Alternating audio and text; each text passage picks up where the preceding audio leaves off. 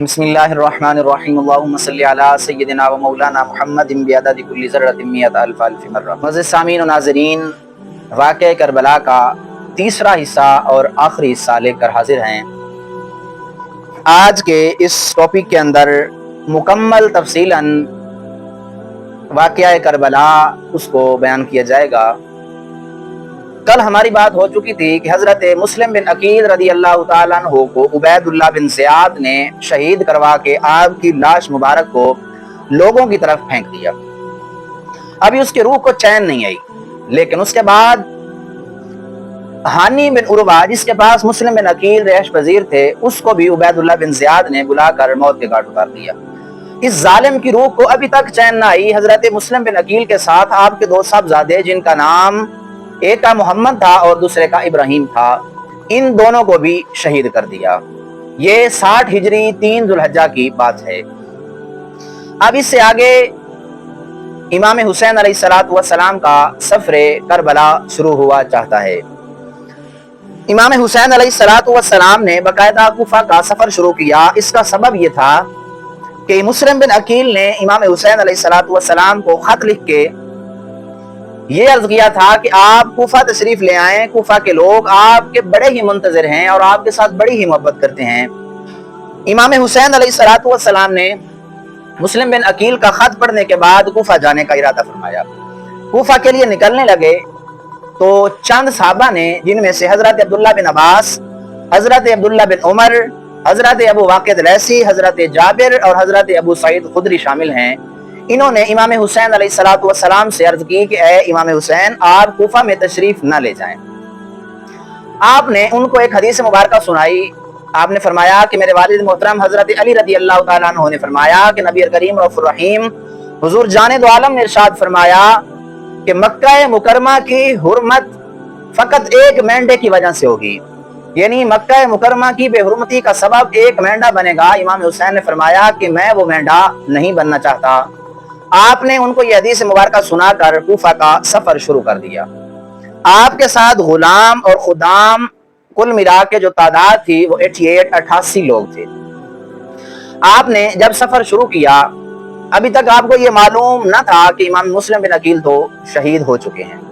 रास्ते में आप जा रहे थे कि रास्ते में आपको खबर पहुंची कि मेरे चचाजाद भाई हजरत मुस्लिम बिन अकील तो जामे शहादत नोश फरमा चुके हैं।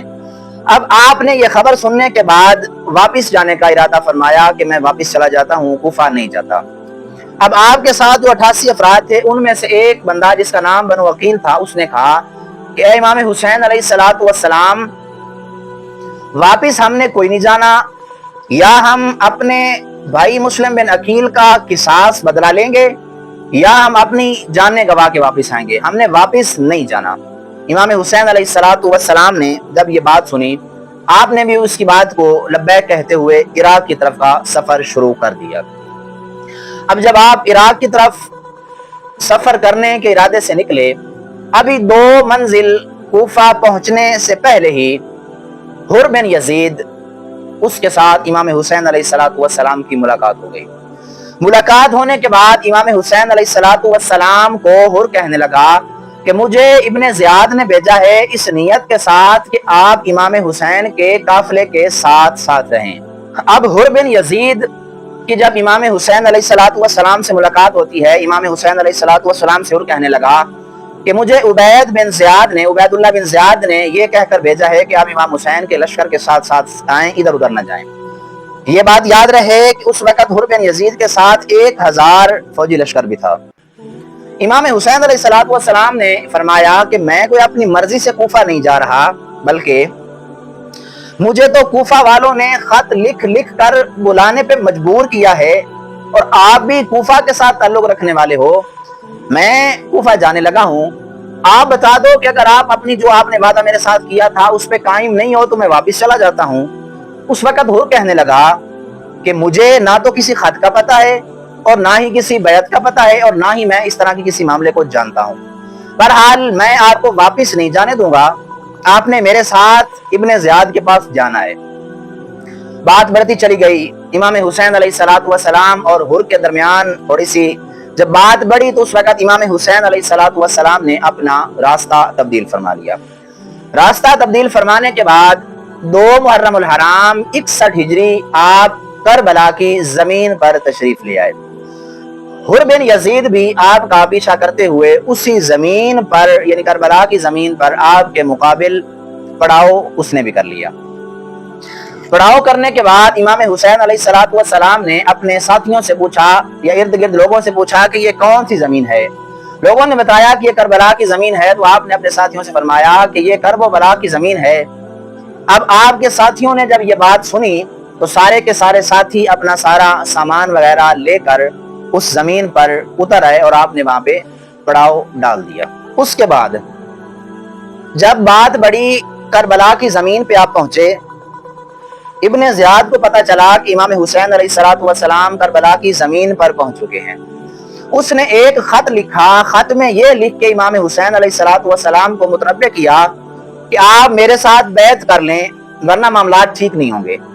قاصد خط لے کے امام حسین علیہ السلام کی بارگاہ میں پہنچا۔ امام حسین علیہ السلام نے خط پڑھا اور قاصد سے یہ کہہ کر واپس بھیج دیا کہ میرے پاس اس خط کا کوئی جواب نہیں ہے۔ قاصد نے ابن زیاد کو جب یہ بات بتائی کہ امام حسین نے خط کا کوئی جواب نہیں دیا، وہ آگ بگولا ہوا۔ اب اس نے لشکر جو ہے اس کو جمع کرنا شروع کر دیا۔ عمر بن سعد نامی ایک آدمی اس کو بلایا جو کہ موجودہ ایران کا جو شہر تہران ہے اس کا گورنر تھا۔ اس کو بلایا اور کہا کہ یہ جو ساری کی ساری فوج ہے اس کے سپہ سالار تم بنو گے اور تم نے امام حسین کو جا کے شہید کرنا ہے۔ اب عمر بن سعد کہنے لگا کہ میرے پاس اتنی جرأت نہیں ہے، میں امام حسین کا مقابلہ نہیں کر سکتا۔ اس نے انکار کر دیا۔ اس کے انکار کرنے کے بعد ابن زیاد نے کہا کہ ٹھیک ہے، اگر تم امام حسین کا مقابلہ نہیں کر سکتے تو یہ جو تہران کی حکومت تیرے پاس ہے اس کو چھوڑ دے اور گھر بیٹھ جا۔ اب آپ کو پتا ہے کہ کرسی کا جو لالچ ہے یہ بڑا ہی برا ہے۔ اس بدبخت نے کرسی کے لالچ میں آ کے امام حسین علیہ السلام کے مقابل آنے کا ارادہ کیا اور ساتھ میں اپنا لشکر لے کر امام حسین علیہ السلام کے مقابل آ گیا۔ اب جب وہ آیا تو پیچھے سے ابن زیاد نے گروہ در گروہ اپنے فوجی دستے بھیج کر تقریباً 22,000 فوجی لوگ جو کہ ان کے پاس اسلحہ بھی تھا ان کو عمر بن سعد کے پاس بھیج دیا۔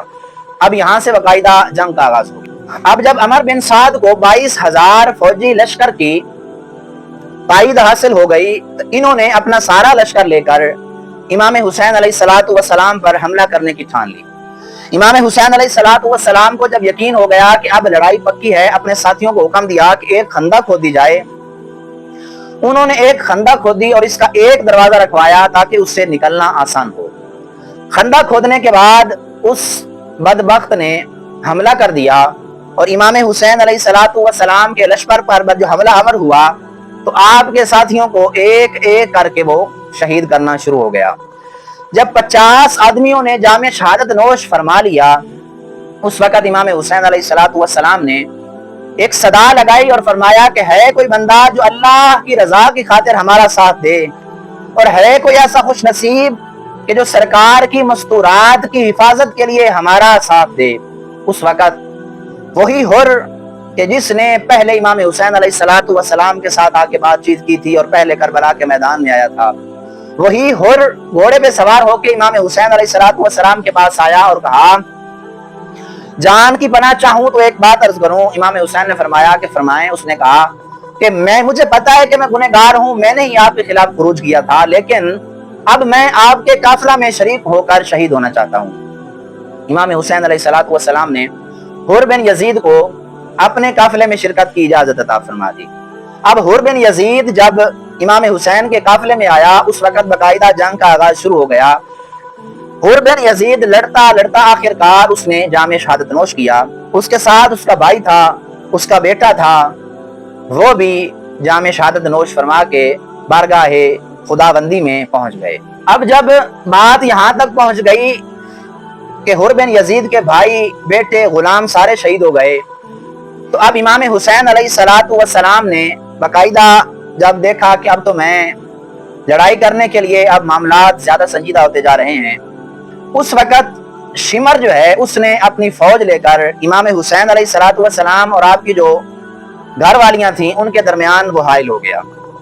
امام حسین علیہ الصلوۃ والسلام نے شمر لعین کو للکارا اور کہا کہ ارے بے غیرت قسم کے انسان، تو عورتوں کے ساتھ کیوں لڑ رہا ہے؟ لڑنا ہے تو میرے ساتھ لڑ، عورتوں کے ساتھ لڑنا نہیں ہے۔ شمر نے اپنے ساتھیوں سے یہ کہہ کر کہ عورتوں کو کسی قسم کا کوئی نقصان نہ پہنچایا جائے، یہ کہہ کر واپس آ گئے اور امام حسین علیہ الصلوۃ والسلام کے ساتھ جنگ شروع کر دی۔ آپ کے اوپر انہوں نے تلواروں کے وار کیے، نیزے کے وار کیے، تیروں کے وار کیے، لیکن آپ بھی مولا علی شیر خدا کے صاحبزادے بن کر ان کے مقابل آتے رہے، جو بھی آتا اس کو جہنم واصل کرتے جاتے۔ لیکن آخرکار انہوں نے آپ کے اوپر جب بہت زیادہ وار کیے، آپ زخموں سے چور چور ہو کر زمین پہ تشریف لے آئے اور آخرکار آپ جام شہادت نوش فرما گئے۔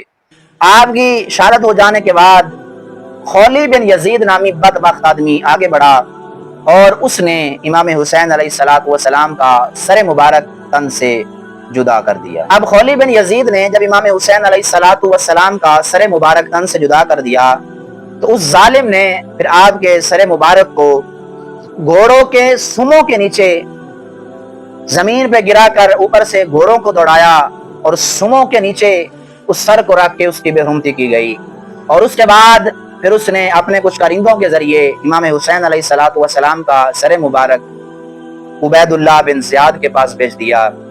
عبید اللہ بن زیاد کے پاس وہ سر رہنے کے بعد کچھ دن رہا، پھر اس کے بعد انہوں نے ظالموں نے شہادت کر جانے کے بعد انہوں نے مستورات جو تھیں امام حسین علیہ الصلوۃ والسلام کی، ان کے اوپر ظلم و ستم کیے، اور پھر امام زین العابدین جو ہیں ان کو جب واپس بھیجا کوفہ سے تو آپ امام حسین علیہ الصلوۃ والسلام کا سر مبارک بھی امام زین العابدین کے سپرد کر دیا۔ اس طرح امام حسین علیہ الصلوۃ والسلام کے مبارک جسم اطہر کی ان لائنوں نے بڑی بے حرمتی کی، اور اس طرح آپ نے جام شہادت نوش فرمایا اور امام زین العابدین اپنے والد محترم کا سر انور لے کر واپس مدینہ تشریف لے آئے۔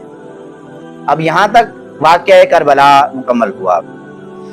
اب ہمیں اس پورے واقعے کے اندر بہت سی چیزیں ملتی ہیں اگر ہم غور کریں تو، کس قدر امام حسین علیہ الصلوۃ والسلام نے صبر کیا، پھر اللہ رب العزت نے کس طرح آپ کی مستورات کی حفاظت فرمائی۔ دعا ہے بارگاہ مالک لم یزل میں کہ اللہ کریم امام حسین علیہ الصلوۃ والسلام کی اس شہادت کے صدقے سے ہمارے سب جو اکابرین ہیں ان تمام کی کامل بخشش و مغفرت فرمائے، اور ہم سب کو بھی واقعہ کربلا سن کر امام حسین علیہ الصلوۃ والسلام کی سیرت طیبہ پر چل کے اپنی زندگیاں گزارنے کی توفیق عطا فرمائے۔ اب یہاں پہ ایک بات قابل توجہ ہے، پانی ہر کوئی کرتا ہے کہ امام حسین علیہ الصلوۃ والسلام پانی کی خاطر نہ جانے کیا کرتے رہے، آج ہر کوئی اسی پانی کو یاد کر کے کہاں کہاں سبیلیں لگائے بیٹھا ہے۔ ہم سبیلوں کی مخالفت نہیں کرتے، لیکن پانی کی نہ تو امام حسین کو ضرورت تھی نہ ہی آپ پانی کے محتاج تھے، یہ تو بس تعلیم امت کے لیے ایک واقعہ مالک کریم نے رونما فرمایا۔ اس پانی کی سبیلیں تو ہم ہر جگہ لگا کے بیٹھے ہیں، تو وہ قرآن جو امام حسین نے نیزے پہ چڑھ کے بھی پڑھا، اور جس قرآن اور جس دین اسلام کے لیے اپنا سر بھی تن سے جدا کروا دیا، آیا کہ آج ہم اس قرآن کے غلام ہیں؟ کیا ہم اس قرآن کے مطابق اپنی زندگیاں گزار رہے ہیں، یا فقط سبیلیں لگا لگا کے ہم اپنے دل کو تسلی دیے جا رہے ہیں؟ غور طلب بات یہ ہے کہ ان کو ضرورت تھی تو غلامی قرآن کی تھی، کہ قرآن آج ہم بچا رہے ہیں، اپنا سارا کنبہ لٹا کے قرآن بچایا جا رہا ہے۔ مقصد یہی تھا کہ قرآن بچ گیا تو مسلمان زندگیاں آسانی سے گزار لیں گے، لیکن ہم نے قرآن کو نہ جانے کیوں بسے خوش ڈال دیا۔ پیغام کربلا تو یہی ہے کہ قرآن کو اپنی زندگیوں کے اندر ایسے نافذ کیا جائے کہ جیسے امام حسین علیہ الصلوۃ والسلام نے نیزے پہ چڑھ کے بھی قرآن پڑھ کے قرآن کی غلامی کا حق ادا کر دیا۔ فما علیہ الا البلاغ المبین۔